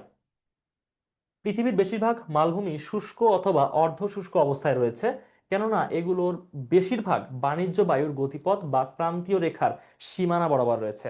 যে মালভূমিগুলো পর্বতের প্রতিবাদ অংশে অবস্থিত সেখানে প্রচুর বৃষ্টিপাত হয়, সেখানে প্রচুর কৃষিকাজও হয়। তাহলে এটা একটু গুরুত্বপূর্ণ। প্রতিবাদ পাট কোনটা? এই পাটটা। প্রচুর বৃষ্টিপাত হয়, প্রচুর কৃষিকাজ হয়। আচ্ছা, পৃথিবীর বিভিন্ন মালভূমির অবস্থানগত ও ভূপ্রকৃতিগত পার্থক্য থাকায় সেখানকার অর্থনৈতিক উন্নতির অনেক তারতম্য রয়েছে। কিছু কিছু মালভূমিতে সেচ পদ্ধতিতে কৃষিকাজ সম্ভব। পৃথিবীর বিভিন্ন মালভূমিতে খনিজ সম্পদ পাওয়া যায়, যেমন বলিভিয়া পেরুর মালভূমিতে টিন, তামা পাওয়া যায়। তাহলে এইগুলা হচ্ছে আমাদের মানব জীবনে মালভূমির প্রভাব। এবার সর্বশেষ দেখবো আমরা সমভূমি, তারপর বাংলাদেশের ভূপ্রাকৃতিক বৈশিষ্ট্য দেখবো, দিয়ে আমরা ক্লাস শেষ করব। ঠিক আছে? তোমাদের কোনো কোশ্চেন থাকলে করতে পারো, এবং যারা এখন এফআরসির আমাদের কোর্সে ভর্তি হও নাই তারা অবশ্যই ভর্তি হতে পারো। আমাদের একদম অ্যাডমিশনের এইচএসসি পরীক্ষার আগ পর্যন্ত চলবে এফআরসির ক্লাস, এবং এখান থেকে তোমাদের যে এইচএসসি যে ভালো প্রিপারেশন হবে এটা অ্যাডমিশনে অবশ্যই কাজে দিবে।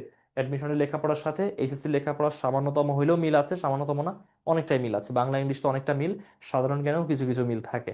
আচ্ছা, সমভূমি এবং তার বৈশিষ্ট্য।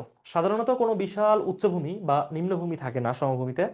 কখনো ঢাল, কখনো খাড়া ঢাল বিশিষ্ট হয় না। সমভূমিতে কখনো খাড়া ঢাল থাকে না। সামান্য উঁচু নিচু বন্ধুর প্রকৃতির হতে পারে। সমভূমির মৃদু ঢাল ধীরে ধীরে এমনভাবে নিম্নভূমিতে মিশে যায় যা সাধারণত বোঝা যায় না। কোনো কোনো সমভূমি মহাদেশের সীমান্তে, মহাসাগরের তীরে অবস্থিত। আবার কিছু কিছু সমভূমি মহাদেশীয় মহাদেশীয় হবে এটা, মহাদেশীয় ভূভাগের অভ্যন্তরে অবস্থিত। আচ্ছা, সমভূমির শ্রেণীবিভাগ দেখব। সমভূমি গঠিত হতে পারে ক্ষয় প্রক্রিয়ায়, আবার হতে পারে সঞ্চয় প্রক্রিয়ায়। তো এই দুইটারই বেশ কিছু সাবটাইটেল আছে, বেশ কিছু ক্লাসিফিকেশন আছে, আমরা দেখার চেষ্টা করি। প্রথম হচ্ছে সমপ্রায় ভূমি ক্ষয় হয়ে নিচু ভূমিতে পরিণত হয়, সেটা হচ্ছে সমপ্রায় ভূমি জনিত সমভূমি। হিমবাহ সমভূমি, ধরো কোনো জায়গার উপর দিয়ে বরফ বা হিমবাহ প্রবাহিত হচ্ছে, তুষার পরিবাহিত হচ্ছে, নিচের স্তরে ক্ষয় করে সে, তখন ওই উঁচু স্তরও ধীরে ধীরে নিচু স্তরে পরিণত হয়। কার্স্ট সমভূমি, কার্স্ট হচ্ছে চুনা পাথর যদি থাকে কোনো কারণে, চুনা পাথর, এই চুনা পাথরের উপর দিয়ে পানি প্রবাহিত হলে সাধারণত যেটা হয়, চুনা পাথর কি ক্যালসিয়াম কার্বনেট না? ক্যালসিয়াম কার্বনেট হচ্ছে চুনা পাথর, তাই না? এর উপর দিয়ে যখন পানি প্রবাহিত হয় তখন এটা ভেঙে কি হয়ে যায়, এটা হচ্ছে calcium oxide plus CO2 plus H2O, এমন কিছু হয় মনে হয়, আমি এক্স্যাক্টলি ভুলে গেছি। আচ্ছা, এভাবে সেটা ভেঙে যায়। আচ্ছা, অর্থাৎ দেখো, পানি প্রবাহিত হলে এই ক্যালসিয়াম কার্বনেট বা চুনা পাথর সেটা বিভাজিত হয়ে যায়, এবং এই যে কলিচুন, নর্মাল যে কলিচুন সেটাতে পরিণত হয়ে যায়। এর ফলে কি হয়, সেই স্তরে ক্ষয় ঘটে এবং কার্স্ট সমভূমি গঠন করে। এবার আসে কুয়েস্তা সমভূমি। যদি একই অঞ্চলে একই সাথে কঠিন শিলা এবং নরম শিলা, একটা হচ্ছে কঠিন শিলা, একটা হচ্ছে কঠিন শিলা, আর একটা হচ্ছে নরম শিলা, দুইটাই পাশাপাশি থাকে, তাহলে কি ঘটবে? ধীরে ধীরে নরম শিলা ক্ষয় হয়ে চলে যাবে, কঠিন শিলা থেকে যাবে, এবং নরম শিলা যেহেতু চলে গেছে তার মানে শিলার পরিমাণ কমে গেছে, সেই জায়গাটা নিচু হয়ে ক্ষয়জাত সমভূমি গঠন করবে। এবার আসি সঞ্চয়জাত সমভূমি। দেখো, আহ সঞ্চয়জাতে যে বিষয়টা ঘটে সেটা হচ্ছে লাভা জমে সেখানে সঞ্চয় হয়ে সমভূমি গঠন করে। পলি জমে হতে পারে। লোয়েস হচ্ছে বালুর সাথে সম্পর্কিত, কিছুক্ষণ আগে বলেছি, বালু সঞ্চয় হয়ে বিষয়টা ঘটতে পারে। তারিত সমভূমি, তারিত হচ্ছে বালুর সাথে সম্পর্কিত, বালু তারিত হয়ে যদি কোনো সমভূমি গঠন করে সেটা হচ্ছে সঞ্চয়জাত সমভূমি হবে। হ্রদ বা হচ্ছে লেক যেটাকে আমরা বলি, এর তলদেশে বিভিন্ন পলি জমে জমে হ্রদ পরিপূর্ণ হয়ে একসময় সমভূমি গঠিত হতে পারে, সেটা হ্রদ সমভূমি। আর উপকূলে যখন নদী গিয়ে সাগরে মিশে সেইখানে অনেক পলি জমে যায়, এবং এর ফলে উপকূলীয় অঞ্চলে সমভূমি বা নতুন নতুন দ্বীপ গঠন করে, সেটা হচ্ছে উপকূলীয় সমভূমি। আচ্ছা, মানব জীবনে সমভূমির প্রভাবটা কি? সমভূমি তো আমাদের মানব জীবনে সবচেয়ে বেশি ভূমিকা রাখে, কারণ মানুষ অধিকাংশ অধিকাংশ ক্ষেত্রেই সমভূমিতে বসবাস করে। দেখো, সমভূমি সাধারণত উর্বর হয়, বিশেষ করে সঞ্চয়জাত সমভূমি খুবই উর্বর। এজন্য বিশ্বের সবচেয়ে বড় বড় কৃষিক্ষেত্র, বানানটা ভুল হয়েছে, কৃষিক্ষেত্র বড় বড় নদীর তীরে অবস্থিত। বিশ্বের সকল সমভূমি উন্নত নয়, বিশেষ করে আফ্রিকার কঙ্গো উপত্যকা, দক্ষিণ আফ্রিকার আমাজন ইত্যাদি, এগুলা খুব বেশি উন্নত নয়। সমভূমি অঞ্চলে সড়ক, নৌ, রেলপথ যাতায়াত সুবিধার জন্য সেখানে নানা ধরনের শিল্প কারখানা গড়ে উঠেছে, সেখানে ব্যবসা বাণিজ্যের সুযোগও বেশি। সমভূমি অঞ্চলে কৃষিকাজে সেচ সুবিধা পাওয়া যায়, সেখানে কূপ খাল জলাশয় থাকায় সেচ সুবিধা ব্যবস্থা সুলভে পাওয়া যায়। বাংলাদেশের ভূপ্রকৃতির বৈশিষ্ট্য দিয়ে শেষ করবো, সমভূমি শেষ হয়ে গিয়েছে। বাংলাদেশের যে ভূপ্রকৃতি অধিকাংশ ক্ষেত্রে সমভূমি, কিছু ক্ষেত্রে পাহাড়ি অঞ্চল আছে। তো এই টোটাল তিন ধরনের সমভূমি, তিন ধরনের ভূমিরূপ আমরা দেখতে পাই বাংলাদেশে। তার মধ্যে প্রথমটা হচ্ছে টারশিয়ারি যুগের পাহাড়, দুই নম্বর হচ্ছে প্লাস্টোসিন কালের সোপান, আর সর্বশেষ হচ্ছে সাম্প্রতিক কালের প্লাবন সমভূমি। এইগুলো আমরা চিত্রের মাধ্যমে, চিত্র অঙ্কন করে এখানে দেখবো। বাংলাদেশের ভূপ্রাকৃতিক মানচিত্র এখানে আমরা অঙ্কন করব, দেখো। তো আমরা একটা মানচিত্র আঁকার চেষ্টা করি, যদিও খালি হাতে মানচিত্র আঁকা খুব বেশি একটা সম্ভব নয়। দেখো, যতটুকু সম্ভব হয় আমরা সেভাবেই বাংলাদেশের মানচিত্রটা এইখানে আঁকার চেষ্টা করি, যতটুকু পসিবল হয়। যদিও পরিপূর্ণভাবে খালি হাতে আমি আঁকতে পারবো না। দেখো, এটা মোটামুটি ভাবে বলা যায় যে বাংলাদেশের মানচিত্রের কাছাকাছি দেখতে কোনো একটা মানচিত্র। ঠিক আছে, এটা হচ্ছে বাংলাদেশের মানচিত্রের কাছাকাছি দেখতে। ঠিক আছে, এক্সাক্ট কিন্তু মানচিত্র হয়নি, কাছাকাছি দেখতে। এখানে কক্সেস সেন্ট মার্টিনটা, ওই কক্সেস বাজারটা নিচের দিকে নামবে। আচ্ছা, তো আমি ধরলাম এটা হচ্ছে বাংলাদেশের মানচিত্র, খালি হাতে এঁকেছি, বা ভালো আঁকতে পারবো না খালি হাতে। আচ্ছা, ঠিক আছে। তো এখন এই মানচিত্রটার তুমি যদি একটু প্রপোর্শনেটলি ভাগ করে নাও, তো আমরা এইভাবে একটা এখানে ভাগ দিব, ঠিক এইভাবে এখানে একটা ভাগ দিব, এই পার্টটা। তো আমরা জানি মানচিত্রের যে উপরের দিকটা থাকে সেটা হচ্ছে উত্তর দিক। মানচিত্রের উপরের দিক হচ্ছে সবসময় উত্তর দিক, এবং নিচের দিক হচ্ছে থাকে সবসময় দক্ষিণ দিক। যে কোনো মানচিত্রের ডান দিকটা হচ্ছে পূর্ব দিক, এবং বাঁ দিকটা হচ্ছে পশ্চিম দিক। আচ্ছা, এটা আমরা নামকরণ করে নিলাম। এখন এই যে আমরা এই পাশটা ভাগ করে নিয়েছি, এই দিকে দেখবা প্রচুর পরিমাণে পাহাড় আছে, বাংলাদেশের যে অধিকাংশ পাহাড়গুলো আছে এই দিকে আছে। তো এইখানে দেখবা এই সিলেট অঞ্চলে এই বরাবর এই দিকে বেশ পাহাড়ি অঞ্চল আছে, আবার এই বরাবর এই দিকে ঠিক পাহাড়ি অঞ্চল আছে, মাঝের জায়গাটুকু মোটামুটি সমতল। এই যে পাহাড়ি অঞ্চলগুলো আমরা দেখতেছি না, এই যে সিলেটের এই যে পার্টগুলো, আমি একদম হচ্ছে কালার করে দিই প্রয়োজনে, যদিও কালার করে দিলে বেশ সময়ে চলে যাবে, তারপরে আমি কালার করে দিই। দেখো, এই যে পাহাড়ি যে অঞ্চলগুলো দেখতেছি, এইগুলা হচ্ছে বাংলাদেশের টারশিয়ারি যুগের পাহাড় সমূহ। আবার ঠিক চট্টগ্রামেও এখানে যে পাঁচটা জেলা আছে, রাঙামাটি, খাগড়াছড়ি, বান্দরবান, চট্টগ্রাম এবং কক্সবাজার, এই যে পাঁচটা জেলা আছে, এই পাঁচটা জেলা মোটামুটি ভাবে অধিকাংশ ক্ষেত্রে পাহাড়ি, অধিকাংশ ক্ষেত্রেই পাহাড়ি। ইভেন এই যে খাগড়াছড়ি, রাঙামাটি, এদের শহরগুলো, জেলা শহরগুলো মোটামুটি উঁচু নিচু পর্বত দ্বারা গঠিত। তাহলে বাংলাদেশের এই পোর্শনটা কি? এই পোর্শনটা হচ্ছে পূর্ব দিক। বাংলাদেশের পূর্ব দিকে উত্তর পূর্ব, এই সিলেট হচ্ছে উত্তর পূর্ব, এবং দক্ষিণ পূর্ব এই যে রাঙামাটি, খাগড়াছড়ি, বান্দরবান, কক্সবাজার এবং চট্টগ্রাম, এই পাঁচটা জেলা, এইগুলা হচ্ছে বাংলাদেশের টারশিয়ারি যুগের পাহাড় সমূহ। এইগুলা হচ্ছে কি বাংলাদেশের টারশিয়ারি, টারশিয়ারি যুগের, টারশিয়ারি যুগের পাহাড় সমূহ, টারশিয়ারি যুগের পাহাড় সমূহ, পাহাড় সমূহ। এইগুলা হাজার হাজার লক্ষ লক্ষ বছর আগে গঠিত হয়েছে টারশিয়ারি যুগের পাহাড়। তোমরা বইয়ের ডেসক্রিপশনটা পড়ে নিবা, আমি অঙ্কন করে বোঝাচ্ছি যাতে মাথায় থাকে, এবং তোমাদের এই চিত্র আঁকা শিখতে হবে, অবশ্যই পরীক্ষাতে আসবে। তাহলে এটা বুঝতে পারলা, টারশিয়ারি যুগের পাহাড়। বাংলাদেশের মোট ভূভাগের 12% হচ্ছে টারশিয়ারি যুগের পাহাড়। এবার এবার আমরা যেটা দেখব সেটা হচ্ছে প্লাইস্টোসিন কালের সোপান, দুই নম্বর যেটা ছিল, সেটা হচ্ছে আমাদের এই যে এইখানটাতে, ঠিক এইখানটাতে এইভাবে, এইখানটাতে এইভাবে, এইখানে গাজীপুরের একদমই শেষ অংশ, টাঙ্গাইল, ময়মনসিংহ এবং শেরপুর, জামালপুরের সামান্য কিছু অংশ নিয়ে মধুপুর ও ভাওয়ালের গড় অবস্থিত। এটার নাম কি? এটার নাম হচ্ছে মধুপুর ও ভাওয়ালের গড়। মধুপুর ও, মধুপুর ও ভাওয়াল, ঠিক আছে, মধুপুর ও ভাওয়াল লিখতেছি। ভাওয়াল হচ্ছে গাজীপুরের মধ্যে, এবং মধুপুর হচ্ছে, মধুপুরের গড় হচ্ছে টাঙ্গাইল এবং ময়মনসিংহের মধ্যে। আচ্ছা, এটা হচ্ছে মধুপুর ও ভাওয়ালের গড়। এবার আমরা দেখব যে এই জায়গাটাতে, এই জায়গাটাতে যেটা হয়েছে, রাজশাহীর বরেন্দ্রভূমি অবস্থিত। বরেন্দ্রভূমি, বরেন্দ্র বললেই সেটা রাজশাহী, বুঝছো? বরেন্দ্র বললেই সেটা রাজশাহী, এবং রাজশাহীর বরেন্দ্রভূমি অবস্থিত। এবং এই জায়গাটাতে ছোট করে, এই জায়গাতে কুমিল্লার লালমাই পাহাড় অবস্থিত। লালমাই পাহাড়, লালমাই, লালমাই পাহাড় অবস্থিত। ঠিক আছে, তাহলে এই যে তিনটা পোর্শন আমরা দেখতেছি, এটা হচ্ছে মধুপুর ও ভাওয়ালের গড়, মধুপুর ও ভাওয়ালের গড়, এইটা হচ্ছে, এটা হচ্ছে বরেন্দ্র ভূমি, এবং এইটা হচ্ছে লালমাই পাহাড়।